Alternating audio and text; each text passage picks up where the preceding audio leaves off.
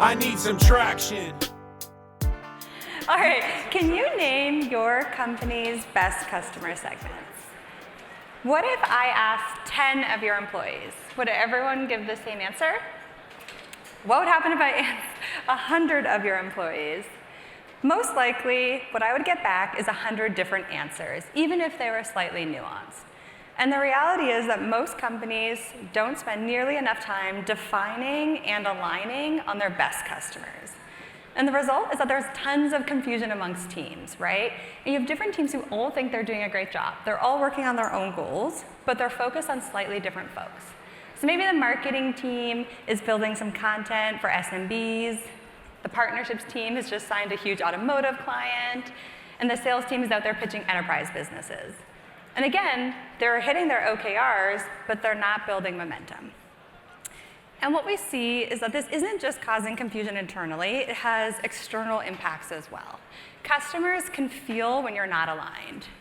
80% of customers actually say that the experience your company provides is more important than the products and services. And so you can have a better product than your competitors, but if you're not providing that relevant and segmented experience, they might still go somewhere else. We also see that when 64% of the times when a customer switches from one brand to another, it's actually driven by this lack of relevance. And so today, I want to chat about 3 steps that you can take to build a growth-focused customer segmentation in your own business. We're going to start by identifying your best customers, the ones that your company should be focused on. Then we're going to build segment profiles that are going to help to align all of your stakeholders and help you build that momentum. And then we're going to apply your segmentation across the entire customer journey to build those segmented, high-converting go-to-market. So we'll start with step 1, identifying your best customers. So identifying your best customers and figuring out your segmentation could be a subjective exercise. Oftentimes, you're just listening to the founder or the loudest person in the room, but it doesn't have to be. That's why I like to recommend the MAP model, which takes a more objective and data-backed approach. So I'll walk you through this. The first step is measuring volume. And this is all about looking at the customers that you have today, as well as any customer that you may have had in the past, or even the ones that might have trialed you in the past if you have a trial. And what you want to do is you want to start to gather information about them and start to cluster these customers based on shared attributes. Once you have an understanding of what the largest cluster's on, then you can move to the second step, which is all about validating the performance of those clusters. Which customer segments are actually performing better than the average customer? And then finally, you want to look externally at the market to actually ask yourself, if I were to choose to focus on this customer segment, do I have a chance of winning the market? So we're going to dig into the model a little bit more. So the foundational layer of all of this is a really robust data set. But when I say that, it doesn't mean you have to have some fancy software. This could be just a data set in Excel, as long as you can slice and dice. And what you want to do is you want to take any information that you have available to you about your customers, whether that's demographic information, geographic information, behavioral, whatever it might be, and you want to bring it all together in one place. And if you feel like you don't have all of these pieces of information, that's totally fine. Just gather the information that you do have. And you can always supplement with a tool like Clearbit to help you learn more. The really important piece of this, though, is that you want to merge it with something that I call account data, which will basically help you connect everything through your unique customer ID, right? And here you can also start to look at some of the business metrics, like are they on a subscription? How many times have they purchased from you? How much have they purchased from you? And so this is what's going to allow you to really understand the value of these segments for your customers. And we're going to need this information in the second step. But right now, you're really just starting to look at those different clusters and start to say, who do I have a lot of? Who have I been bringing in a lot of in the past? And so in this example, in this chart, maybe they've discovered, oh, hey, we have a lot of dentist clients, or we have a lot of folks in the education industry. But I do want to give a word of warning, which is that you can't just turn up the volume. And by that, I mean your largest group of customers might not be your best customers. And that's why that second stage is really important. And so before we move on to the second stage, we want to basically form a segmentation hypothesis about a couple segments that we think could be good for your business. And this hypothesis is going to help you and all of your stakeholders rally behind what you want to research in the next stage. And so as we move into the second stage of the model, this is where you want to take those initial segments and start to look at the performance data. And what's really important here is you want to know that when you start to bring in more of these segments, or you start to retain more of these segments, because you can prove that they're better for your business metrics are going to rise overall. And so what metrics you consider might vary based on your business, whether you're in B2B or B2C, a SaaS product or a physical product. In my business, here are some of the metrics that I consider. First one is conversion rate. Are these customer segments more or less likely to convert than the average customer? And once they do convert, what kind of package do they buy? Do they have a higher average revenue than the average customer? Are they expanding faster than the average customer? And once they become a customer, what do those survivability curves look like? Are there major points of drop-off, or are there major points of churn? And how confident do you feel that you can actually start to chip away at that churn? And then finally, you want to line up all of the different potential customer segments based on customer lifetime value and really compare them side by side. And so again, once you have this performance data, you're going to look at the initial hypothesis you had, and you're going to start to refine it down a little bit more. And with that refined list, you're going to go into your next step, which is all about turning your eyes outside of the business. And so if the first two steps were looking internally at the data you have, now we want to ask, if you were to focus on these customer segments, do you have a chance to win the market? And there's tons of different ways that you could answer this. Here's 3 things I like to consider. The first one is addressable market. What's the total addressable market for each of these potential segments? And are those markets large enough to sustain your growth ambitions? You want to make sure that if you're able to capture this market, you will be fueling the right amount of growth for your business. The second one is customer acquisition. And there's 2 things I consider here. The first one is customer acquisition cost. How much does it cost to actually acquire this customer? And is this something that's scalable for you?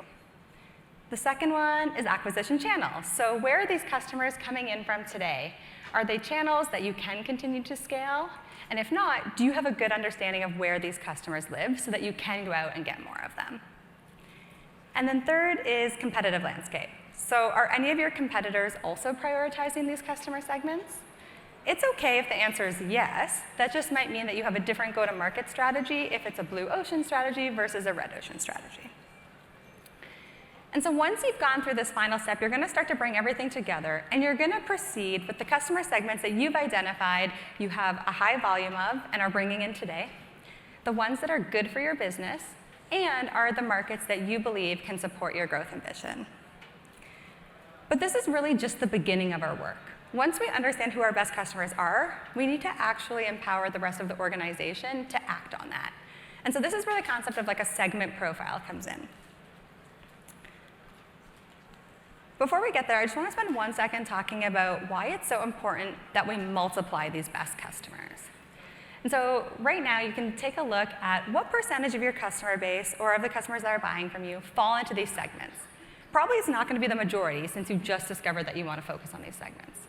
But as we think about increasing the ratio of segmented customers and decreasing the ratio of non-segmented customers, because we've already proven that those segmented customers are better for your business than the average customer, your overall business metrics are going to rise as well. And so that's really what's going to unite all of the teams across the org. And so I'm sure a lot of folks in the room have used buyer personas before. They're often like fictionalized versions of a customer. Personally, I don't find them to be particularly actionable. And so here we're going to take a more approach of a quantified buyer persona, or what I call a segment profile. And what we want to do here is we want to get to the heart of the value that the customer is looking for, how your product delivers that value, and then how we can package and communicate that value to the customer segments in a way that resonates. And it's important to call out here that you're not just doing this for your business overall. You can see here we're going to do it for each and every customer segment.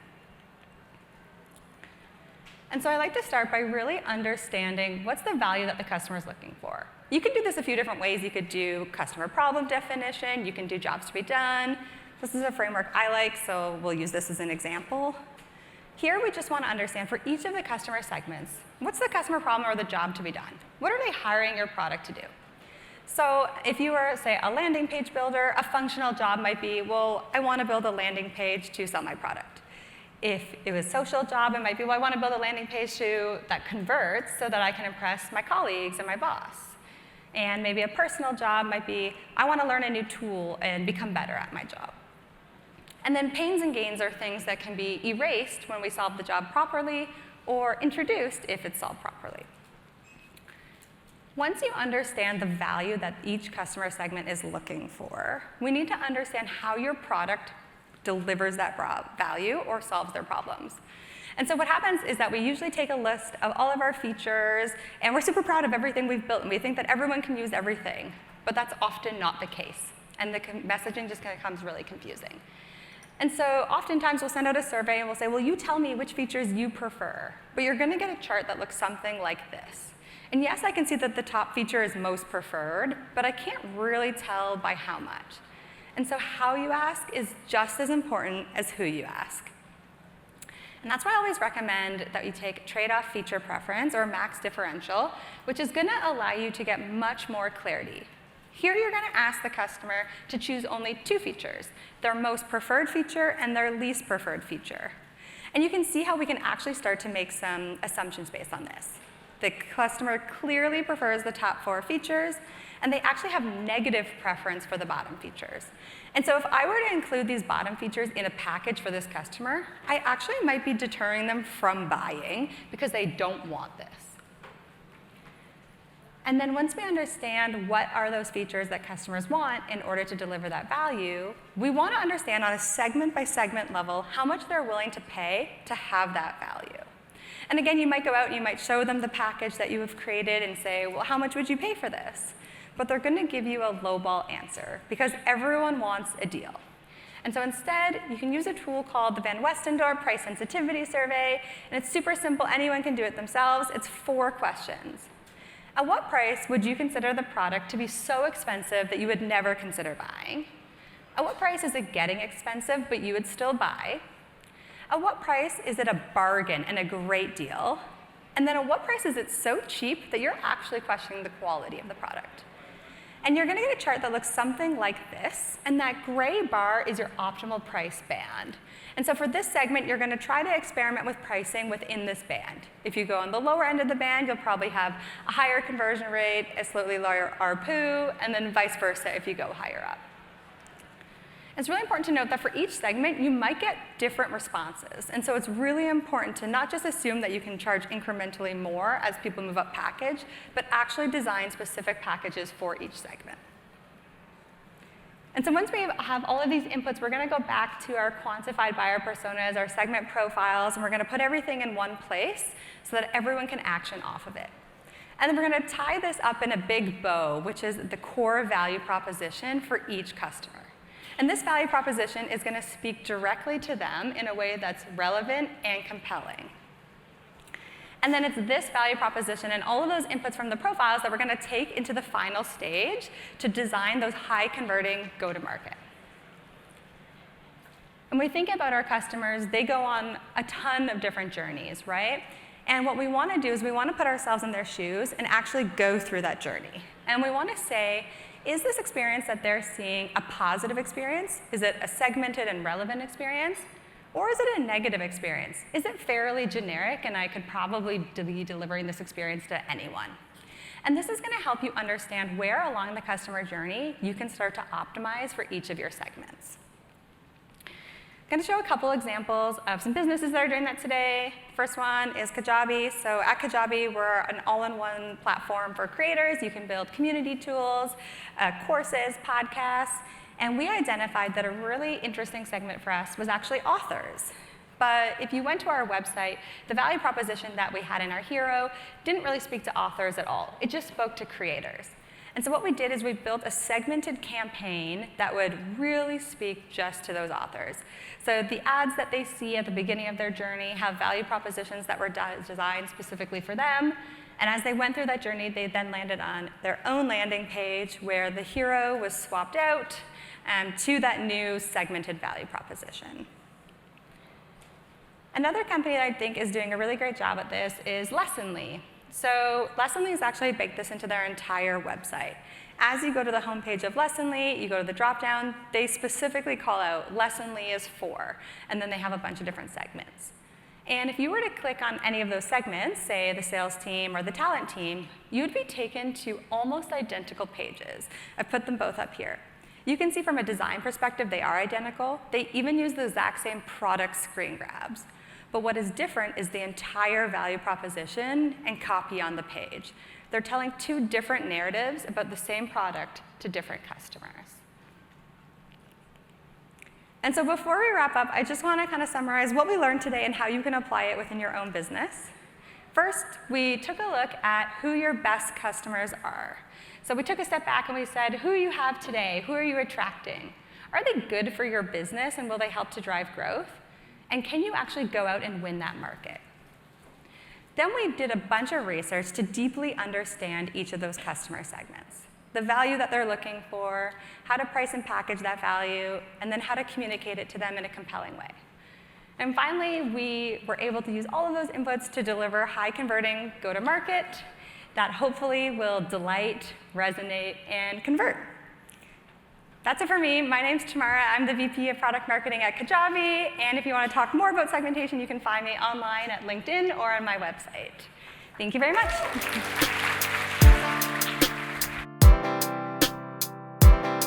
I need some traction. You need some traction. Let's get some traction.